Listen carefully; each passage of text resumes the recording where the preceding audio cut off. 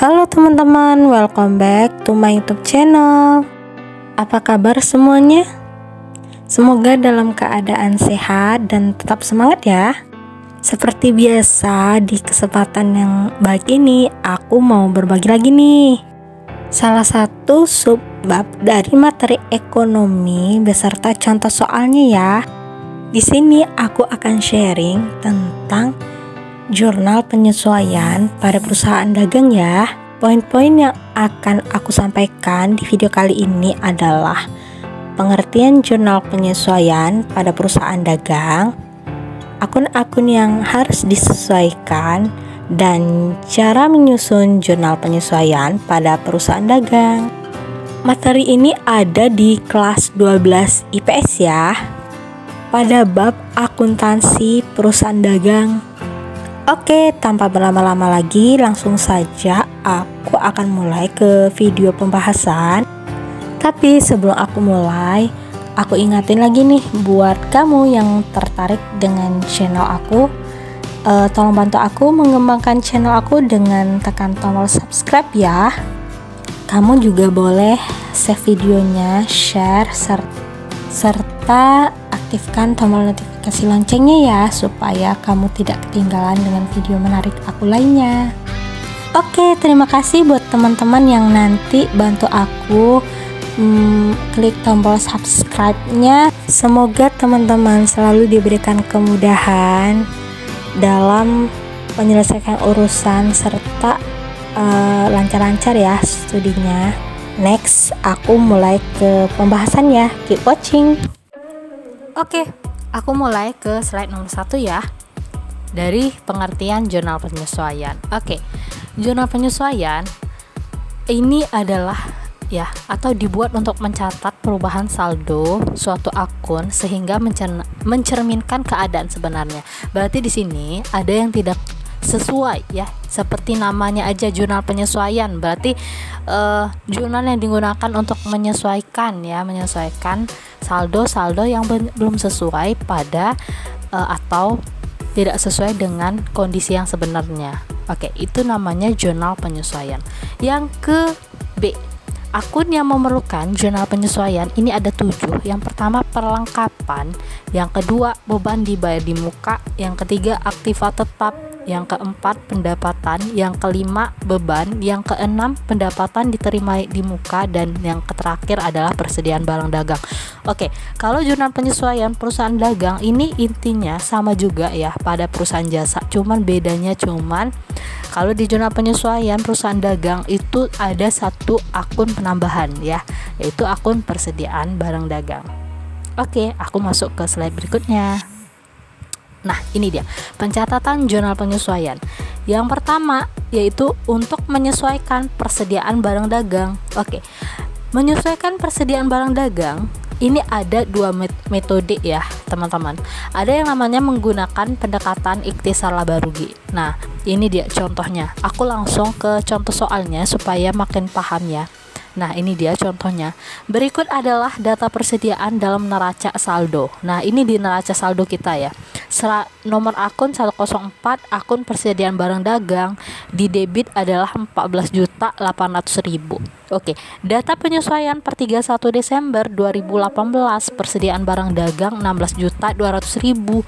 Jurnal penyesuaian untuk mencatat data di atas adalah, nah berarti di neraca saldo ini persediaan barang dagang senilai 14.800.000 ini belum sesuai ya dengan kondisi yang sebenarnya.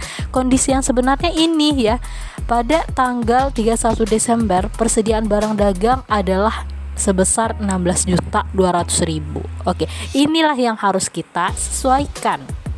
Oke, aku di sini bakal buat dari tanggal Desember 31 yaitu akunnya yaitu, nah ini ya teman-teman, ini kan persediaan barang dagang di awalnya 14.800.000. Nah, kalau disesuaikan ya, untuk persediaan barang dagang awal ini kita pindahkan posisinya ke kredit ya, ke kredit.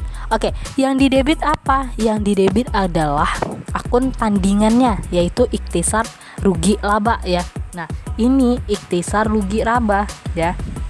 Ikhtisar rugi laba atau laba rugi juga boleh ya, sama aja laba rugi. Oke, ikhtisar laba rugi berapa dia?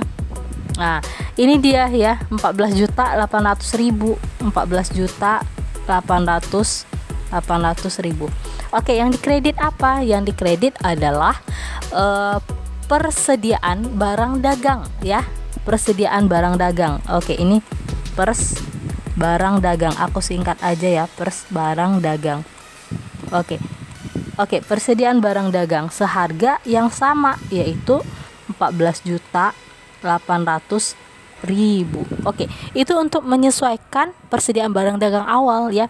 Nah, ternyata kondisi di lapangan ya, kondisi yang benar-benar terjadi bahwa persediaan barang dagang kita tuh segini loh, 16.200.000. Nah, ini yang perlu kita sesuaikan ya. Nah, gimana caranya?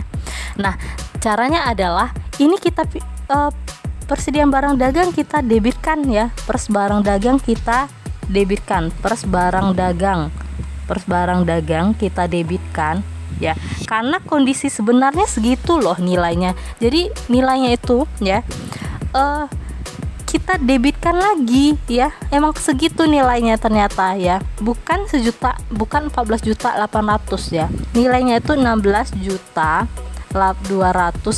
Jadi dia kembali ke saldo normalnya ya, 16.200.000. Nah, ini dia 16.200.000. Dan dikredit apa? Dikredit akun tandingannya ya, ikhtisar. Nah, ikhtisar rugi laba. Oke, ikhtisar rugi laba. Oke. Nah, nilainya sama ya, 16.200.000. Oke, ini untuk menggunakan pendekatan ikhtisar laba rugi. Next, kita menggunakan pendekatan yang namanya ya, pendekatan harga pokok penjualan. Oke, teman-teman di sini yang tahu dengan pendekatan ini pasti lebih mudah nih menyelesaikan soal aku yang kedua ini. Oke, kita selesaikan sama-sama. Berikut adalah neraca saldo per 31 Desember 2021. Nah, ini loh neraca saldonya ya. Kemudian data penyesuaian per 31 Desember 2021 berdasarkan hasil perhitungan fisik persediaan barang dagang 5 juta ya. Persediaan barang dagang sebenarnya itu ini ya. Buatlah jurnal penyesuaian yang diperlukan menggunakan pendekatan HPP. Oke, kalau menggunakan pendekatan HPP, kita di sini bakal menggunakan seluruh akun yang terlibat. Oke, akun yang terlibat dalam perhitungan HPP ya, namanya pendekatan HPP ya. Ini kan semua akun-akun yang ada pada perhitungan HPP ya. Jadi kita tinggal bikin JP-nya atau jurnal penyesuaiannya. Oke, yang pertama untuk menyesuaikan persediaan barang dagang awal ya. Nah, gimana caranya? Gampang aja ya. Persediaan barang dagang awal kan segini nih ceritanya, 5 juta. Nah, ini kita pindahkan posisinya ke kredit ya, ke kredit. Oke. Berarti yang didebit apa? Yang didebit adalah HPP ya, HPP, dan yang dikredit adalah persediaan ya, persediaan. Nah, persediaan barang dagang. Ingat ya, ini adalah PBD awal. Oke, PBD awal berarti nilainya sama seperti yang ada di neraca saldo ya, 5 juta. Nah, HPP-nya berarti 5 juta ini ya. HPP 5 juta dan pasti nilainya juga sama persediaan barang dagang awal ya, sesuai dengan yang di tabel ya, nggak boleh ubah-ubah ya. Oke, 5 juta ya. Oke, itu yang pertama. Yang kedua, untuk menyesuaikan unsur HPP lainnya, yaitu ada pembelian dan biaya angkut pembelian. Oke, yang tadinya pembelian dan biaya angkut pembelian posisinya ada di debit, kita sesuaikan ya, kita pindah aja posisinya ke kredit. Oke, itu polanya ya. Berarti yang di debit apa? Yang di debit sama ya, HPP di sini. Nah, HPP dan yang di kredit adalah pembelian. Oke, pembelian. Nah, yang kedua temennya si pembelian ya. Apa itu temennya pembelian? Biaya angkut ya, biaya angkut pembelian. Oke, biaya angkut pembelian. Oke, aku singkat aja ya. Kalau pembeliannya berapa jumlahnya? Nah, oke.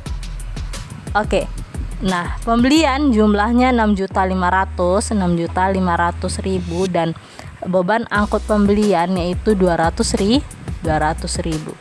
Oke, 6.500.000 ditambah 200.000 sama dengan 6.700.000. Itu adalah HPP-nya ya. Nilai kan harus sama nih, debit dan kredit. Oke, 6,5 tambah 200 ya benar. 67 ya. Oke, yang ketiga ya. Yang ketiga ini kita menyesuaikan akun yang lainnya ya, akun yang terlibat dalam HPP ya. Retur pembelian dan potongan pembelian. Oke, retur pembelian yang tadinya saldonya ada di debit. Oke, kalau disesuaikan dia pindah polanya ya ke kredit. Oke, sorry. Tadinya di kredit ya. Oke, kalau disesuaikan dia pindah pola ke debit. Retur pembelian berarti ini ya, retur pembelian. Nah, berapa jumlah retur pembelian yang disoal ya? 250.000. Oke, kemudian ada yang namanya potongan pembelian. Oke, ini potongan pembelian. Potongan pembelian berapa? Potongan pembelian 100.000 ya, 100.000. Oke, udah ya, retur pembelian, potongan pembelian kita debitkan, dan yang dikredit apa? Akun tandingannya yaitu HPP ya. Berarti 2,5 tambah 100.000 adalah 350.000. Oke, di sini aku akan next ke jumlah penyesuaian untuk akun atau unsur HPP berikutnya, yaitu yang keempat ya. Yang keempat itu teman-teman, dan yang keempat itu kan ada persediaan barang dagang akhir ya. Oke, kalau untuk menyesuaikan persediaan barang dagang akhir ya, ini dia ya, persediaan barang dagang akhir ternyata 5 juta ya, berdasarkan perhitungan basic. Oke, nah persediaan barang dagang akhir ini kita balikkan dia. Oke, kita pindahkan posisinya ke saldo normalnya yaitu di debit ya. Berarti ini persediaan barang dagang akhir, barang dagang. Nah, persediaan barang dagang ini akhir ya. Memang saldo yang sebenarnya berapa dia? 5 juta. Oke, ini 5 juta. Berarti ini jumlahnya 5 juta. Oke, yang dikredit adalah HPP ya. HPP sebesar saldo yang sama ya, 5 juta. Oke, itu dia menggunakan pendekatan harga pokok penjualan. Kita next ke jurnal penyesuaian untuk akun berikutnya, yaitu penyesuaian perlengkapan. Nah, pada tanggal 5 Maret Nabila membeli perlengkapan untuk salon sebesar 10 juta. Oke, itu adalah perlengkapan awalnya ya. Perlengkapan awal. Berapa perlengkapan awal? Oke, perlengkapan awal ya. Ini perlengkapan awal. Oke, perlengkapan awal sama dengan 10 juta ya. 10 juta. Kemudian secara tunai dari toko Arafah, sisa perlengkapan adalah ini sisa perleng berapa sisanya? Sisa perlengkapannya sebesar 2 juta ya, 2 juta. Nah, kemudian ditanya di sini jurnal penyesuaiannya adalah kalau mencari jurnal penyesuaian untuk perlengkapan ya, penyesuaian untuk perlengkapan kita cari yang terpakai. Kita cari nilai yang terpakai. Berarti 10 juta dikurang 2 juta adalah sebesar 8 juta. Berarti yang terpakai ini 8 juta ya. 8 juta ini menjadi yang namanya beban ya, beban. Beban apa? Beban perlengkapan. Kalau terpakai berarti beban perlengkapannya di debit ya. Beban perlengkapan di debit karena bebannya bertambah ya. Nah, 8 juta ya, 8 juta. Kemudian yang dikredit apa? Yang dikredit perlengkapan ya. Kenapa perlengkapan dikredit? Karena perlengkapannya terpakai atau berkurang. Sebesar 8 juta. Next kita ke nomor 3. Nomor 3, penyesuaian beban dibayar di muka. Perhatikan neraca saldo berikut ya. Nah, ini ada neraca saldo, namanya neraca saldo per 31 Desember ya. Di sini akunnya asuransi dibayar di muka sebesar 1.200.000. Data penyesuaian per 31 Desember adalah, ternyata data penyesuaiannya per 31 Desember ya, asuransi dibayar untuk 1 tahun terhitung 1 Juni katanya. Oke, berarti ini untuk 1 tahun ini ya, untuk 1 tahun kita hitung dulu berapa nilai yang terpakai. Oke, karena di sini dia dicatat menggunakan metode harta ya. Ini harta ya, asuransi dibayar di muka ya. Berarti jurnal penyesuaiannya harus menggunakan metode harta juga nantinya. Oke, ingat kalau metode harta rumusnya seperti ini. H ya, H B H. Nah, HBH. Oke, harta bebannya di debit, hartanya di kredit. Oke, nilainya adalah H ya, nilai yang ditulis adalah yang terpakai atau yang habis ya. Oke, ingat rumus ini ya, HBHH ya. Kalau untuk metode harta, H ini untuk harta, bebannya di debit, hartanya di kredit, nilai yang dicatat adalah nilai yang habis. Oke, berarti ini kita buat jurnal penyesuaiannya nih. Jurnal penyesuaian berarti yang di debitnya ini ya. Oke. Bebannya di debit berarti di sini beban ya, beban asuransi dibayar di muka. Dibayar di muka. Ini kita debitkan ya. Kita debitkan ya. Berapa nilainya nanti kita cari ya. Kemudian yang di kredit apa? Harta berarti ini adalah asuransi dibayar di muka. Aku singkat jadi ADD. Oke. ADD di kredit. Nah, nilainya berapa? Kita cari. Oke. Nilainya yang habis H itu habis. Oke, gimana cara carinya? Oke, dari 1 Juni dia menerima ya. Membayar berarti dari 1 Juni ke 31 Desember ya, karena di Desember kan mesti melaporkan jurnal penyesuaian. Jadi kita hitungnya sampai Desember ya. Berarti Juni, Juli, Agustus, September, Oktober, November, Desember. Oke. Berarti di sini yang habis adalah yang habis adalah 7 per 1 tahun ada 12 bulan dikali 1.200.000. Dari mana datangnya 1.200.000? Dari soal. Oke. Ini kita bagi 12 nih, dapat 1 berarti 100.000 dikali 7 berarti dapatnya 700.000. Oke, ini dapatnya 700.000 dan ini juga dapat 700.000.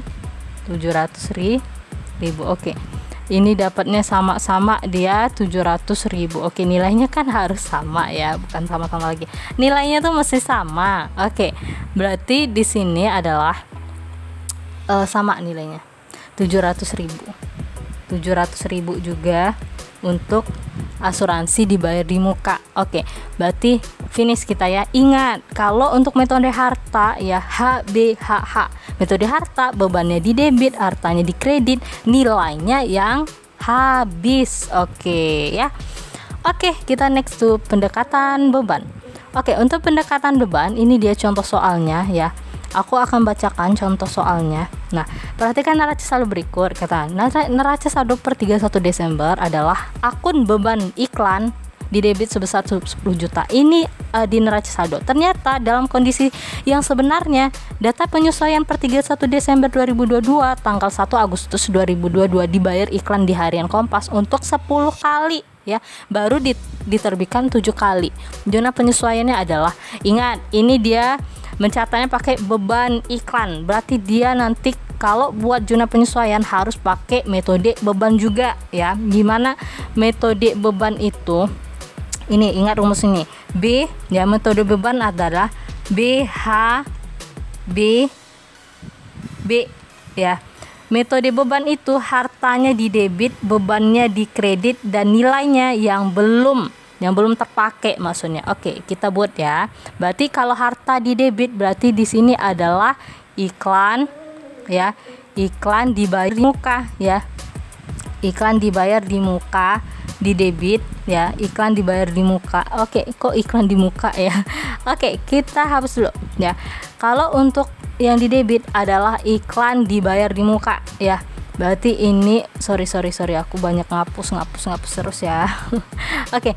Yang di debit adalah iklan dibayar di muka ya. Ini adalah iklan dibayar di muka. Ingat ya rumusnya itu ya.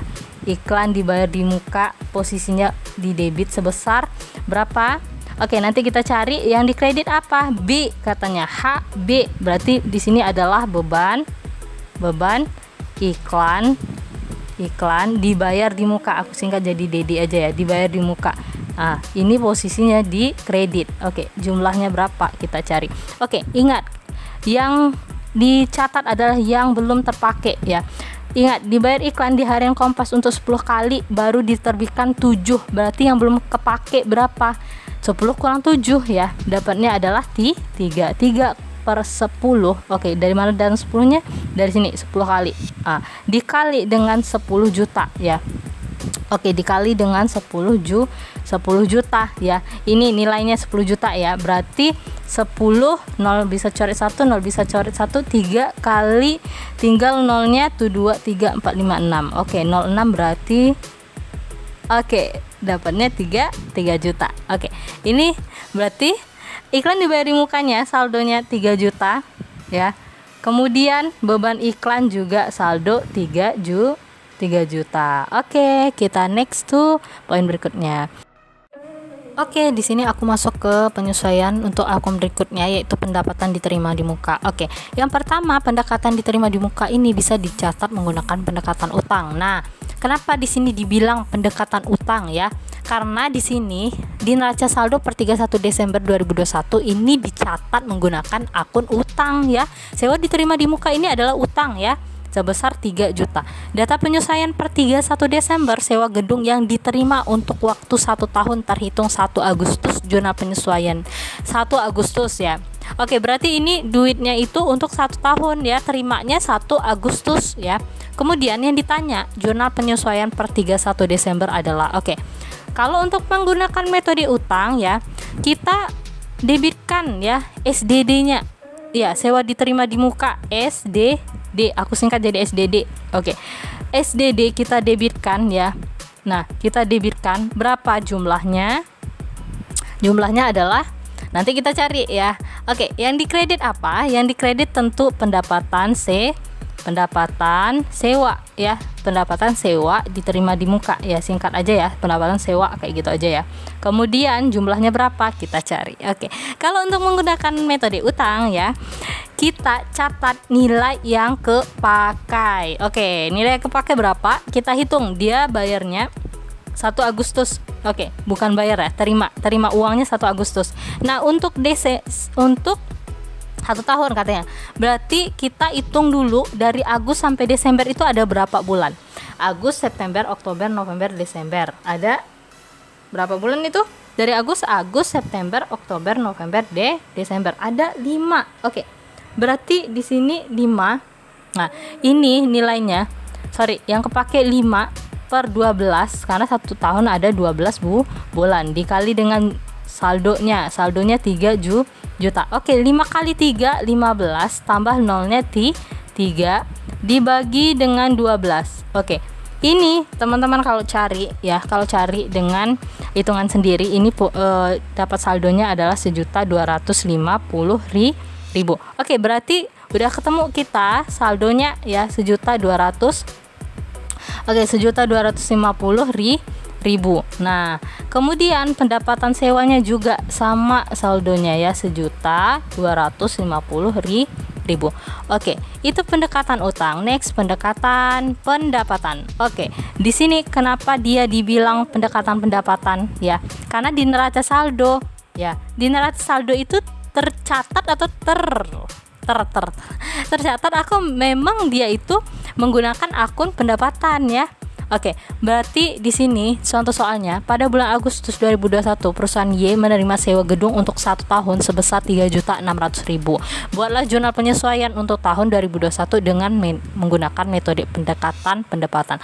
Oke, kalau menggunakan pendekatan pendapatan ya, yang didebit itu adalah pendapatannya ya, itu ciri-cirinya. Polanya memang seperti itu ya.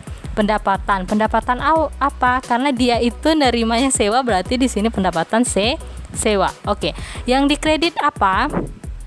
Nah, yang dikredit adalah sewa diterima di mukanya ya. Sewa diterima di muka, sewa diterima. Oke, diterima di muka ya, di muka. Oke, ini di debit, ini di kredit. Jumlahnya berapa? Oke. Kita catat kalau menggunakan metode pendekatan atau menggunakan pendekatan pendapatan, catatlah nilai yang belum kepake. Oke.